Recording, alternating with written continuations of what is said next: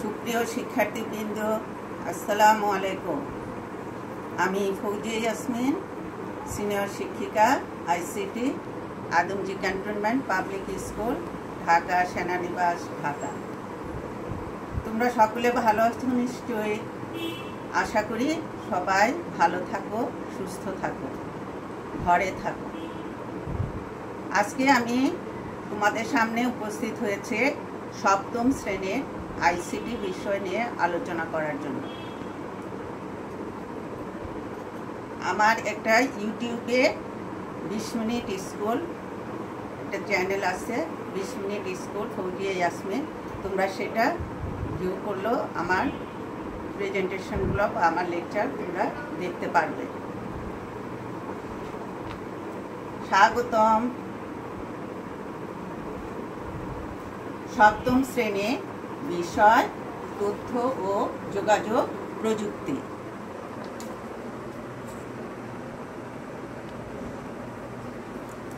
আজকের আলোচ্য বিষয় অধ্যায় 2, কম্পিউটার সংশ্লিষ্ট যন্ত্রপাতি।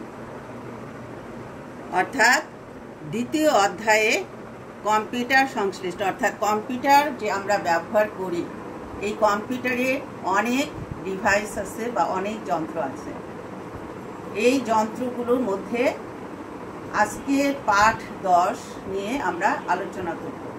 তাহলে এই কম্পিউটার সংশ্লিষ্ট যে যন্ত্রপাতিগুলো আছে, এগুলোর মধ্যে আমরা কিছু ডিভাইস নিয়ে আজকে আলোচনা করব।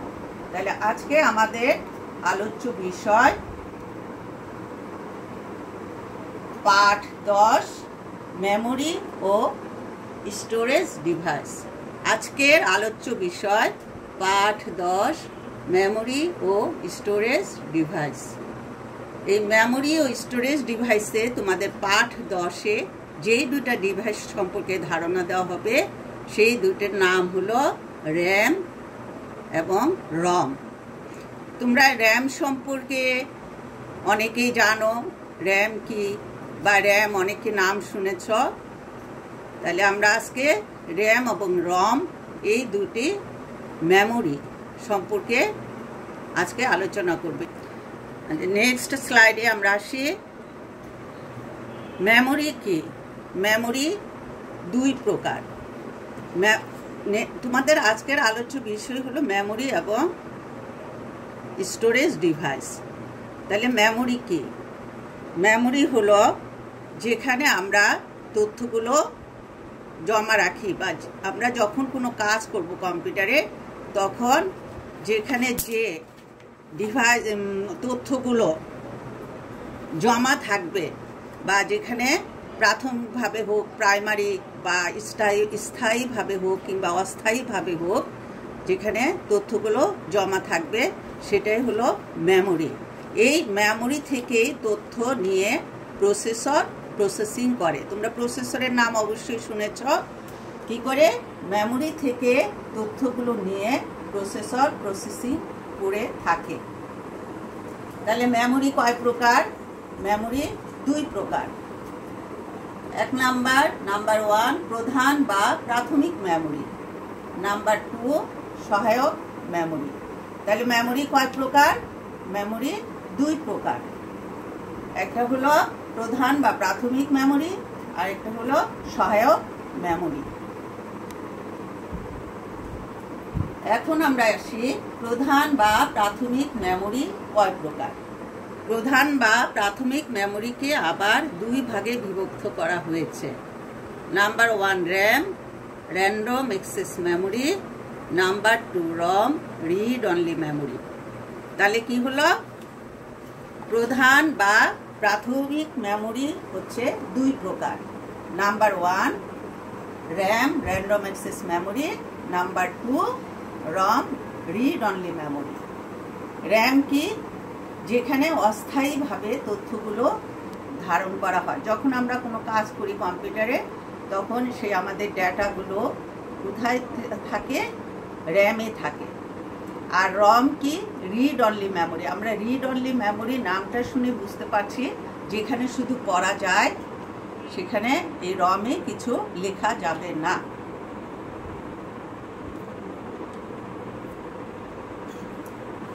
আচ্ছা, এরপর আমরা আসি র্যাম। এখন আমরা র্যাম সম্পর্কে বিস্তারিত জানব। র্যাম কি, র্যামের কাজ কি, এবং র্যামের আমরা ছবি দেখব। এখানে দেখো একটা আমি র্যামের ছবি দেখেছি, আরও অনেক প্রকারের র্যাম পাওয়া যায়। এখানে আমি একটা ছবি তোমাদের জন্য ইনক্লুড করেছি। এটা হলো র্যামের ছবি। এই র্যামটা কোথায় লাগানো থাকে? মাদারবোর্ডে এই র্যামটা লাগানো থাকে। তাহলে র্যাম সম্পর্কে তোমরা জানো, বা র্যামের বৈশিষ্ট্য কী সেগুলো সম্পর্কে এখন জানবে। র্যামের বৈশিষ্ট্য কি দেখো, র্যামের পূর্ণ রূপ হচ্ছে র্যান্ডম অ্যাক্সেস মেমোরি। এটি একটি অস্থায়ী মেমোরি, অর্থাৎ কি অস্থায়ী, যেখানে ডাটাগুলো কি স্থায়ীভাবে থাকে না। কম্পিউটারের সুইচ অফ করে দিলে যদি আমরা সংরক্ষণ করে না রাখি, সেভ করে না রাখি, তাহলে তথ্যগুলো বা ডেটাগুলো কি মুছে যাবে, আবার পুনরায় আমরা ফিরে পাবো না। কিন্তু মুছে গেলেও এগুলো কিন্তু মেইন স্টোরেজ ডিভাইসে যে থাকে। তারপর র্যামের সংরক্ষিত তথ্যকে পরিবর্তন করা যায়। র্যামে আমরা যেই তথ্যগুলো সংরক্ষণ করে রাখবো সেগুলো আমরা কি ইচ্ছা করলে পরিবর্তন করতে পারবো, অর্থাৎ মুছে ফেলে বা ডিলিট করে সংযোজন, পরিবর্তন, বিয়োজন এগুলো আমরা করতে পারবো। প্রয়োজন মতো সংযোজন করতে পারবো, প্রয়োজন হলে বিয়োজন বাদ দিতে পারবো, আবার নতুন তথ্য সংযোজন করতে পারবো।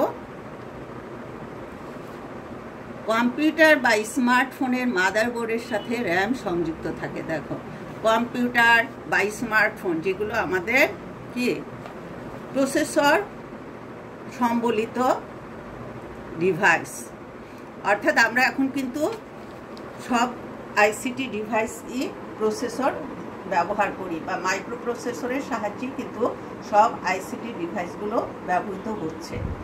তাইলে এই কম্পিউটার বা স্মার্টফোনের মাদারবোর্ডের সাথে র্যাম সংযুক্ত থাকে। অর্থাৎ র্যামটা কোথায় থাকে? আমি একটু আগেই তোমাদের বলেছি যে কম্পিউটার বা স্মার্টফোনের বা আইসিটি ডিভাইসের মাদারবোর্ডের সাথে সংযুক্ত থাকে।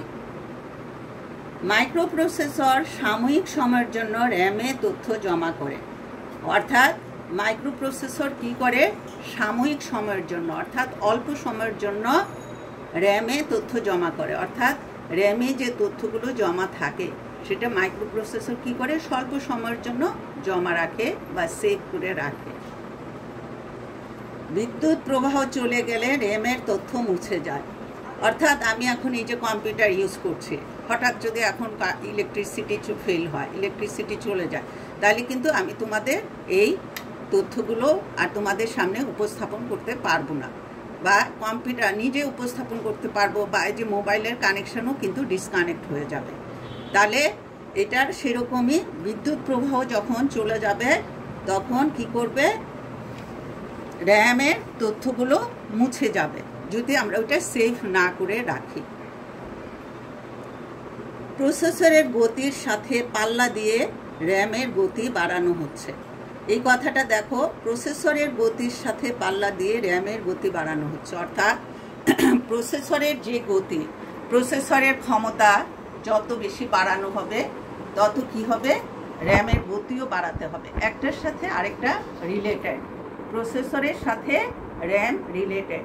তোমার প্রসেসরের পাওয়ার অনেক হাই কিন্তু র্যামের পাওয়ার কম, তাহলে কি হবে? হবে না।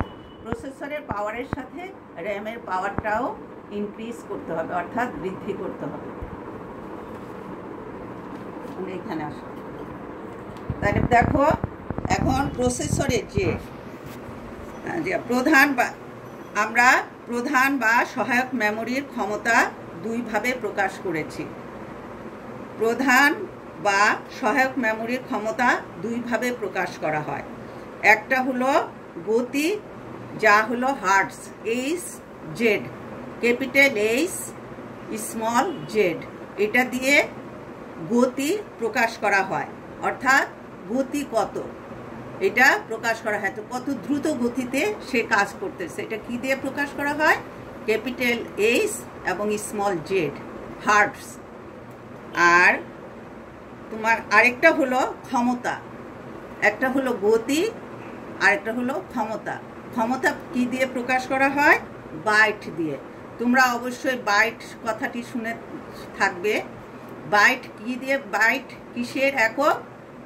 বাইট হলো ক্ষমতার একক, আর গতির একক হলো হার্টস।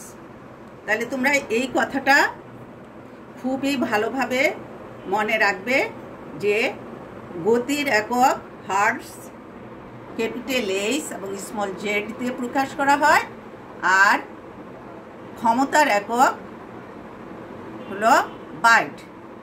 যেমন 8 বিট সমান 1 বাইট। এটা তোমাদের নেক্সট আমি আলোচনা করছি। এরপর আসো রম। রম কি? রম হলো, রমের পূর্ণরূপ হচ্ছে রিড অনলি মেমোরি। রমের পূর্ণরূপ রিড অনলি মেমোরি, অর্থাৎ রিড অনলি মেমোরি, যে মেমোরিতে শুধু রিড করা যাবে, পড়া যাবে। রম স্থায়ী মেমোরি। রম কি? স্থায়ী মেমোরি, অর্থাৎ এই মেমোরিতে যা কিছু তথ্য ধারণ করা থাকবে সব স্থায়ীভাবে থাকবে। আমরা যে কোনো সময় এই ডেটা বা তথ্যগুলো কি পড়তে পারব। এর র্যামে সংরক্ষিত তথ্যকে পরিবর্তন বা সংযোজন করা যায় না। র্যামে যে তথ্যগুলো থাকবে সেগুলোকে পরিবর্তন বা সংযোজন করা যাবে না। ইচ্ছা করলে আমরা এখানে কোনো তথ্য সংযোজন করতে পারবো না বা পরিবর্তন করতে পারবো না। এটি কম্পিউটার তথা স্মার্টফোনের মাদারবোর্ডের সাথে যুক্ত থাকে। এটি কোথায় থাকে?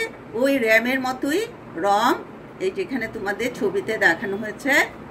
রম কি করে? স্মার্টফোন বা কম্পিউটার বা আইসিটি ডিভাইসের সাথে কি, আইসিটি ডিভাইসের মাদারবোর্ডের সাথে সংযুক্ত থাকে।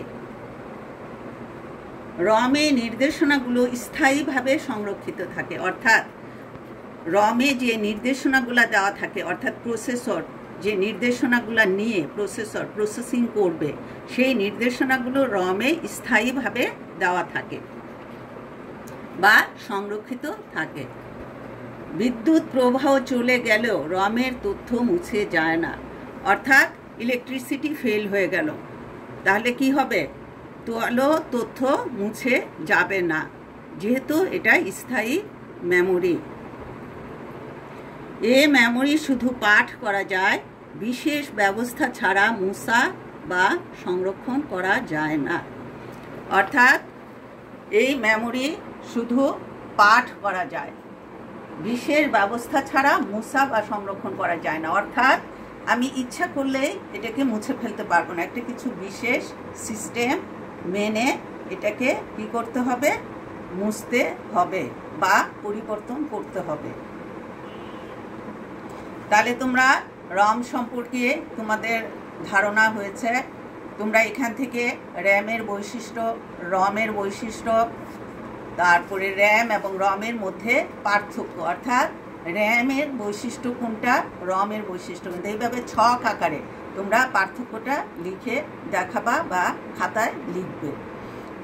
কারণ রম এবং রমের কি বৈশিষ্ট্য যেটা রমের মধ্যে আছে, এবং র্যামের কি বৈশিষ্ট্য যেটা রমের মধ্যে নাই, অর্থাৎ দুইটার মধ্যে একটা ডিস্টিংগুইশ বা পার্থক্য তোমরা করবে।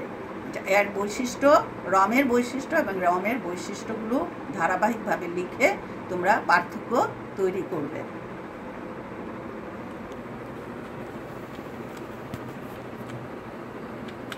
যাচ্ছে না তুমি?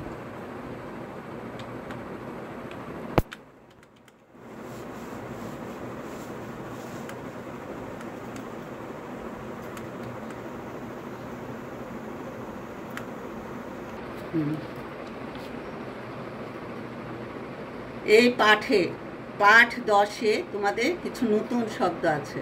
নতুন শব্দগুলো কি দেখো? Microprocessor, bit, byte. মাইক্রোপ্রসেসর কি? মাইক্রো অর্থ ক্ষুদ্র, তাহলে মাইক্রোপ্রসেসর অর্থ হলো ক্ষুদ্র প্রসেসর। এটি আবিষ্কার হয় 1971 সালে। তাহলে দেখো 1971 সালে আমরা কি করি? স্বাধীনতার জন্য যুদ্ধ করি, কিন্তু বিশ্বের উন্নত দেশগুলো তখন মাইক্রো প্রসেসর আবিষ্কার করে তারা কম্পিউটার যে একটা বিশাল বড় যন্ত্র ছিল সেটাকে আস্তে আস্তে আস্তে আস্তে ছোটতে পরিণত করেছে। অর্থাৎ যেই ডিভাইসের প্রসেসর যত ছোট তার ক্ষমতা তত বেশি, গতি তত বেশি। তাহলে এই মাইক্রো প্রসেসর আবিষ্কার হলো কত সালে? 1971 সালে। তাই তোমরা মাইক্রো প্রসেসর কি বুঝতে পেরেছ? প্রসেসর থেকে হলো মাইক্রো প্রসেসর, মাইক্রো অর্থ ক্ষুদ্র, প্রসেসর তো প্রসেসর। তাহলে এটি আবিষ্কার হয় 1971 সালে। নেক্সট আসো বিট। নেক্সট আমরা আলোচনা করব বিট নিয়ে। বিট কি? বিট হলো একটা বাইনারি ডিজিট, যেটা ছাড়া কম্পিউটার কোনো ভাষা বা কোনো কাজ করতে পারে না। অর্থাৎ কম্পিউটারের ভাষাকেই প্রকাশ করা হয় দুইটি বিট দিয়ে, একটি হলো 0 আর একটি হলো 1।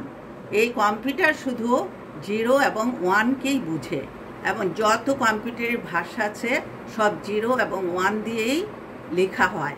কম্পিউটারের ভাষা বলতে কি আমরা যেমন মুখের ভাষা বলি, মুখের ভাষা কি? কতগুলো আমাদের কিওয়ার্ড আছে, কি আছে, যেমন বর্ণ ABCD, ক খ গ ঘ, এগুলোই কিন্তু আমরা কথা বলতে ব্যবহার করছি। সেরকম যেমন আমি ভাত খাই, এখানে অনেকগুলো বর্ণ আছে।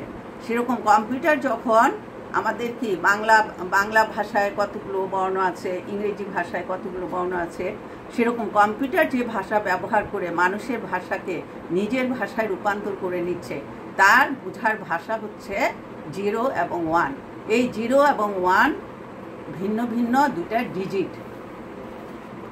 তাহলে এই বিট হলো এটা, তোমরা উপরে ক্লাসে আরও বিস্তারিত জানতে পারবে। তারপর আসো বাইট। বাইট কি? 8 বিট সমান 1 বাইট।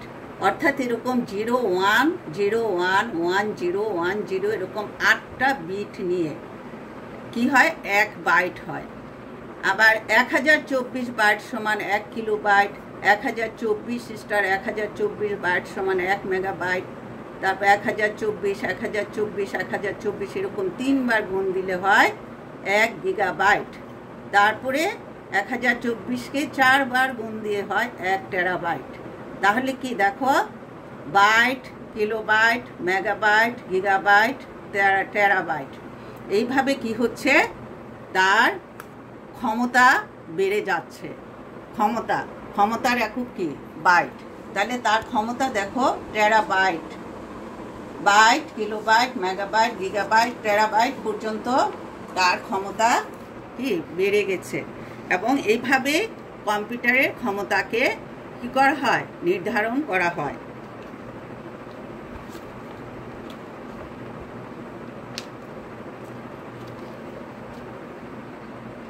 তোমরা মাইক্রো প্রসেসর, বিট, বাইট সম্পর্কে নিশ্চয়ই ধারণা পেয়েছ।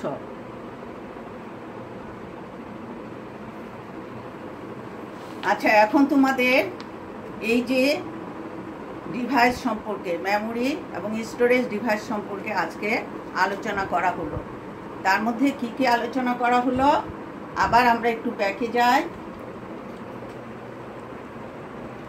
মেমোরি ও স্টোরেজ ডিভাইস, র্যাম, রম। মেমোরি দুই প্রকার: প্রধান বা প্রাথমিক মেমোরি, সহায়ক মেমোরি। প্রধান বা প্রাথমিক মেমোরি দুই প্রকার: random access memory, read only memory. র্যামের বৈশিষ্ট্য, রমের বৈশিষ্ট্য। নতুন শব্দ: মাইক্রোপ্রসেসর, বিট, বাইট, যা তোমরা ষষ্ঠ শ্রেণীতে আলোচনা করা হয় নাই বা বইয়ের নাই। এখন তোমাদের সপ্তম শ্রেণীতে এই নতুন শব্দগুলো তোমাদেরকে জানানো হচ্ছে। পরবর্তীতে আমি তোমাদের একটা বাড়ির কাজ দিই। এই যে পাঠ 10 আলোচনা করা হলো, পাঠ 10 আলোচনার উপরে তোমরা বাড়ির কাজটা সম্পাদন করবে। র্যাম ও রম কি? র্যাম ও রমের পার্থক্য লেখো। মাইক্রোপ্রসেসর, বিট, বাইট কি লেখো। ধন্যবাদ। আল্লাহ হাফেজ।